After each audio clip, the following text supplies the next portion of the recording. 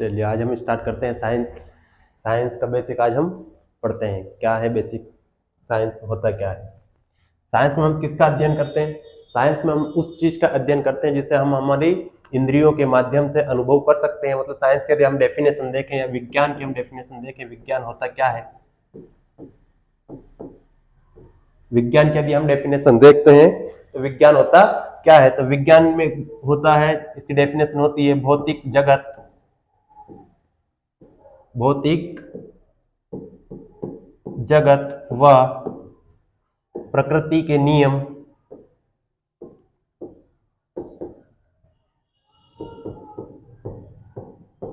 नियमों का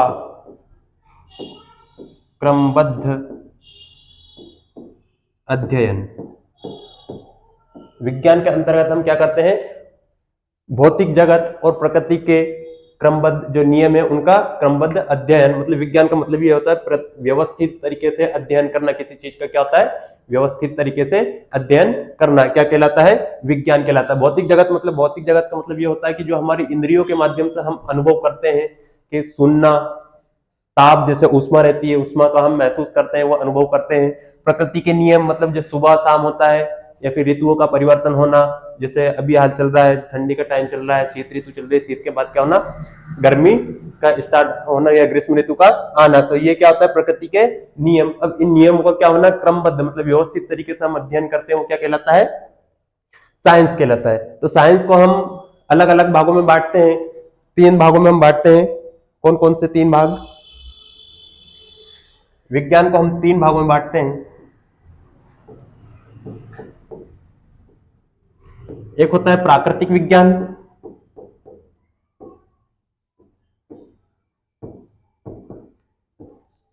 एक होता है औपचारिक विज्ञान,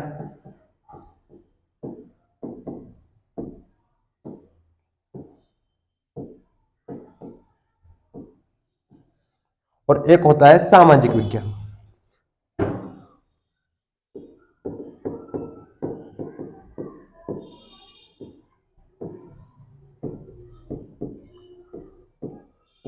क्या होता है? एक होता है प्राकृतिक विज्ञान, एक होता है औपचारिक विज्ञान और एक होता है सामाजिक विज्ञान। प्राकृतिक विज्ञान के अंदर हम क्या पढ़ते हैं? प्राकृतिक विज्ञान के हम अंदर हम पढ़ते हैं जीव विज्ञान, जीव विज्ञान, रसायन विज्ञान,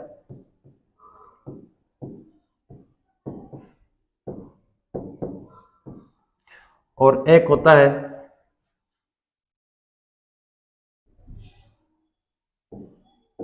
भौतिक विज्ञान।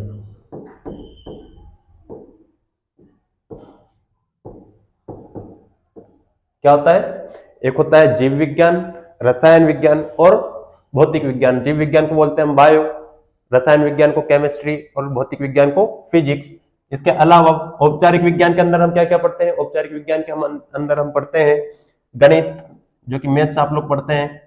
मैथ्स भी क्या होता है? मैथ्स भी क्या होता है? विज्ञान होता है। मैथ्स भी क्या होता है? विज्ञान। इसके अलावा लॉजिक, एक होता है लॉजिक। लॉजिक का मतलब होता है, आप लोग रीजनिंग पढ़ते हैं, आप लोग एग्जाम में पूछा जाता है रीजनिंग, तो रीजनिंग का मतलब क्या होता है? लॉजिक। जैसे कि आप लोग को पूछा जाता है कि किसी के माता पिता का, भाई के, बहन के, चाचा का, दादा के कौन क्या कहलाता है, तो वो क्या रहता है? रीजनिंग। आप लोग क्या बोलते हैं इसको? रीजनिंग। तो रीजनिंग, लॉजिक का मतलब क्या होता है? रीजनिंग। और मैथ्स, तो ये रीजनिंग भी क्या है? एक साइंस है, और मैथ्स भी क्या है? साइंस है। इसके अलावा बायो, केमिस्ट्री, फिजिक्स आप लोग पढ़ते हैं। सामाजिक विज्ञान के अंदर, सामाजिक विज्ञान के अंदर आप लोग स्कूल के टाइम पर आप लोगों ने पढ़ा होगा, सामाजिक विज्ञान के अंदर आप लोग क्या पढ़ते हैं? इतिहास पढ़ते हैं, राजनीति पढ़ते हैं, अर्थशास्त्र पढ़ते हैं। तो ये सब किसके अंतर्गत आते हैं? सामाजिक विज्ञान के अंतर्गत। जैसे भूगोल आप लोग पढ़ते हैं, भूगोल। राजनीति, राजनीति भी क्या है? विज्ञान है। क्या है? राजनीति विज्ञान है। और कौन सा विज्ञान? सामाजिक विज्ञान। तो भूगोल, राजनीति, अर्थशास्त्र या अर्थव्यवस्था आप लोग पढ़ते हैं, तो इत्यादि आदि। इसके अलावा और बहुत सारे जो भी आते हैं, किसके अंदर आते हैं? सामाजिक विज्ञान के अंदर। तो जब हम पढ़ते हैं विज्ञान, विज्ञान को 3 भागों में बांटते हैं। कौन कौन से? प्राकृतिक विज्ञान, औपचारिक विज्ञान और सामाजिक विज्ञान। सामाजिक विज्ञान के अंदर, प्राकृतिक विज्ञान के अंदर आप लोग बायोकेमिस्ट्री, फिजिक्स जो भी पढ़ते हैं, इसके अलावा औपचारिक विज्ञान के अंदर गणित, लॉजिक, और सामाजिक विज्ञान के अंदर भूगोल, इतिहास, समाज शास्त्र, ये सब आप लोग किसके अंदर पढ़ते हैं? सामाजिक विज्ञान के अंतर्गत। तो हम स्टार्ट करते हैं आज जीव विज्ञान। क्या पढ़ते हैं? जीव विज्ञान। क्या पढ़ते हैं? जीव विज्ञान। जीव विज्ञान को क्या बुलाते हैं इंग्लिश में? बायोलॉजी। क्या बोला जाता है? बायोलॉजी। तो जीव विज्ञान को बायोलॉजी बोला जाता है। जीव विज्ञान का जनक किसे कहा जाता है? जीव विज्ञान के ऊपर किसी न व्यक्ति ने तो अध्ययन किया होगा, तो किसी न किसी व्यक्ति ने जिसने अध्ययन किया, उसके जिसने गहन अध्ययन किया, उसको क्या बोला जाता है? जनक। तो जीव विज्ञान का जनक किसे कहा जाता है? अरस्तु को। आप लोगों से जनक पूछा जाता है कि किसका जनक कौन है, तो जीव विज्ञान का जनक कौन है? अरस्तु। अरस्तु कहाँ के रहने वाले हैं? यूनान के। कहाँ के? यूनान, मतलब वर्तमान का जो ग्रीक या ग्रीस जो देश है, वो पहले क्या कहलाता था? यूनान। तो यूनान के रहने वाले कौन है? अरस्तु। अरस्तु ने क्या किया? जीव विज्ञान के ऊपर अध्ययन किया। अच्छा, जीव विज्ञान के अंदर आप लोग क्या पढ़ते हैं? जीव विज्ञान के अंदर हम पढ़ते हैं वो समस्त जीवधारी, सजीव जीवधारियों का हम क्या करते हैं? अध्ययन करते हैं। जो मतलब कैसे होते हैं? सजीव। सजीव का मतलब जिनके अंदर क्या होता है? जीव होता है। तो इसका जीव विज्ञान के अंदर हम क्या पढ़ते हैं? समस्त सजीव जीवधारियों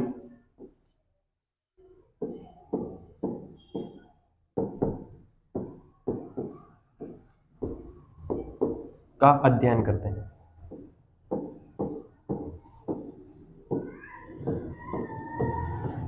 किसके अंदर करते हैं? जीव विज्ञान के अंदर जो भी सजीव होते हैं, सजीव जीवधारी होते हैं, उनका अध्ययन करते हैं। अब सजीव में कौन कौन आ सकते हैं? जीवाणु, विषाणु भी आ सकते हैं। ये क्या होते हैं? सजीव होते हैं। जंतु, जैसे कि हम लोग जंतु के अंदर आते हैं हम लोग। इसके अलावा पेड़ पौधे, पेड़ पौधे भी जीवित होते हैं। कैसे होते हैं? जीवित होते हैं। वो चल फिर नहीं पाते, बोल नहीं पाते, लेकिन क्या होते हैं?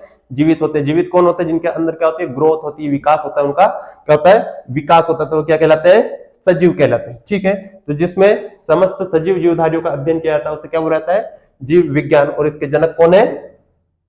अरस्तु। और अरस्तु कहाँ के रहने वाले हैं? यूनान के। ये एक दार्शनिक है। क्या है? दार्शनिक। मतलब ये क्या है? विद्वान है, ज्ञाता है, और ये क्या है? वैज्ञानिक भी है। क्या है? वैज्ञानिक है। वैज्ञानिक रहे होंगे जब, तभी तो ये क्या है?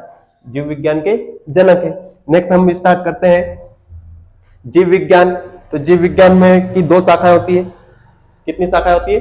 दो शाखाएं।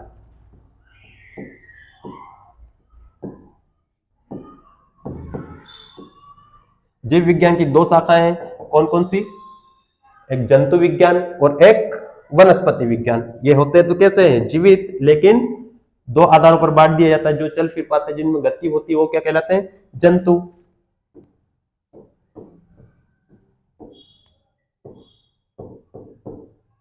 जंतु विज्ञान, और एक है वनस्पति विज्ञान।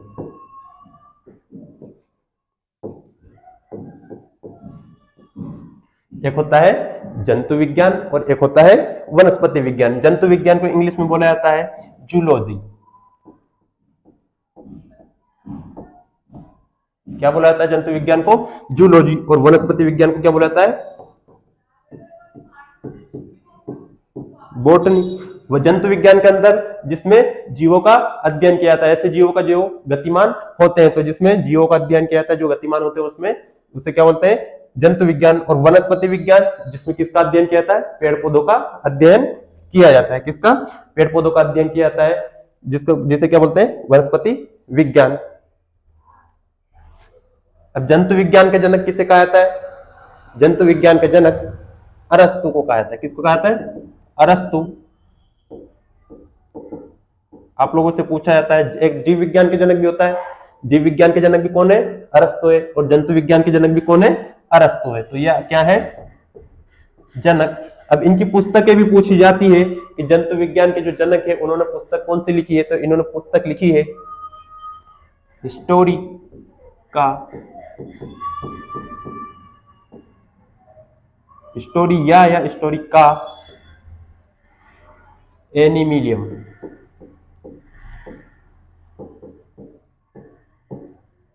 एनिमिलियम किसकी पुस्तक है? अरस्तु की पुस्तक है। कौन सी? हिस्टोरिका एनिमिलियम। दूसरा है, इसके जनक, वनस्पति विज्ञान के जनक कौन है? वनस्पति विज्ञान के जनक है थ्रियोफेस्टस। कौन है? थ्रियोफेस्टस। तो वनस्पति विज्ञान के जनक कौन है? थ्रियोफेस्टस। थ्रियोफेस्टस, इन्होंने भी एक पुस्तक लिखी है। इन्होंने पुस्तक कौन सी लिखी है? नाम पहले वाला तो नाम सेम है, हिस्टोरिका।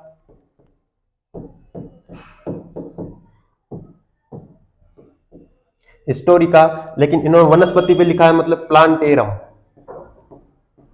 प्लांटेरम। इसको कैसे याद रख सकते हैं आप लोग? जैसे जंतु, जंतु को इंग्लिश में क्या बोला जाता है? एनिमल। क्या बोला जाता है? एनिमल। तो इन्होंने एनिमल के ऊपर पुस्तक लिखी होगी। कौन सी पुस्तक लिखी? हिस्टोरिका एनिमिलियम। तो इससे आप लोग याद रख सकते हैं, एनिमिलियम मतलब इन्होंने जंतुओं पर, एनिमल्स पर अध्ययन किया है। तो एनिमल, एनिमल के ऊपर इन्होंने पुस्तक लिखी है। कौन सी? हिस्टोरिका एनिमिलियम। और इन्होंने किस पर पुस्तक लिखी है? वनस्पति। वनस्पति का मतलब क्या होता है? प्लांट्स। क्या होता है? प्लांट्स। तो प्लांट्स को क्या बोलते हैं इंग्लिश में? वनस्पति को इंग्लिश में क्या बोलते हैं? प्लांट्स। तो प्लांट्स के आधार पर आप लोग इसको याद रख सकते हैं, प्लांटेरम। Historica plantarum. तो दोनों पुस्तकें आप लोगों को वैसे ही याद रह जाएगी। जैसे आपको नाम याद रखना है कि अरस्तु की पुस्तक कौन सी है, जो जंतु विज्ञान के जनक है, इन्होंने पुस्तक लिखी हिस्टोरिका एनिमिलियम। और इन्होंने वनस्पति विज्ञान के जनक कौन है? थ्रियोफेस्टस। थ्रियोफेस्टस की पुस्तक कौन सी है? Historica plantarum. ठीक है। इन्होंने इस पुस्तक में जो पुस्तक लिखी है अरस्तु ने, जो पुस्तक लिखी है, इसमें 500 जंतुओं का, कितने?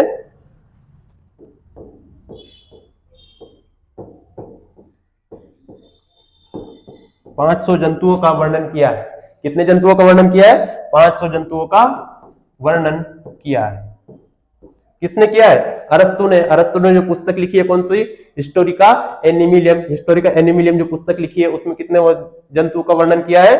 500 जंतुओं का वर्णन किया है। किसने किया? अरस्तु ने। ठीक है। तो ये क्या है आप लोग का बेसिक है। कितने आधारों पर जीव विज्ञान को कितने शाखाओं में बांटा जाता है? 2 शाखाओं में बांटा जाता है। कौन कौन सी? ये जीव विज्ञान है। जीव विज्ञान को 2 शाखाओं में बांटा जाता है। कौन कौन सी? जंतु विज्ञान और वनस्पति विज्ञान। जंतु विज्ञान के अंदर हम क्या करते हैं? वे जीव जो कि गतिमान होते हैं, उनका अध्ययन किया जाता है, जिसे क्या बोला जाता है? जंतु विज्ञान। जंतु विज्ञान को इंग्लिश में बोला जाता है जूलॉजी। इसके अलावा वनस्पति विज्ञान, वनस्पति विज्ञान को क्या बोला जाता है? बॉटनी। तो बॉटनी के जनक कौन है? थियोफ्रेस्टस। और थियोफ्रेस्टस की ने पुस्तक कौन सी लिखी है? Historica plantarum. कौन सी पुस्तक लिखी है? Historica plantarum. और जंतु विज्ञान के जनक कौन है? अरस्तु। अरस्तु ने पुस्तक कौन सी लिखी है? हिस्टोरिका एनिमिलियम। कौन सी पुस्तक लिखी है? हिस्टोरिका एनिमिलियम। इन्होंने कितने जंतुओं का वर्णन किया इसमें? तो इस पुस्तक में इन्होंने 500 जंतुओं का वर्णन किया है। 500 या 500 जैसा आप लोग, कितने? 500 जंतुओं का वर्णन किया है। ठीक है। तो आप लोगों को ये क्या है? बेसिक है जंतु विज्ञान का। इनके जनक कौन है, इन्होंने कौन कौन सी पुस्तक लिखी है। ठीक है। इसके अलावा आप लोगों को आगे दूसरी क्लास में पढ़ाया जाए। Thank you.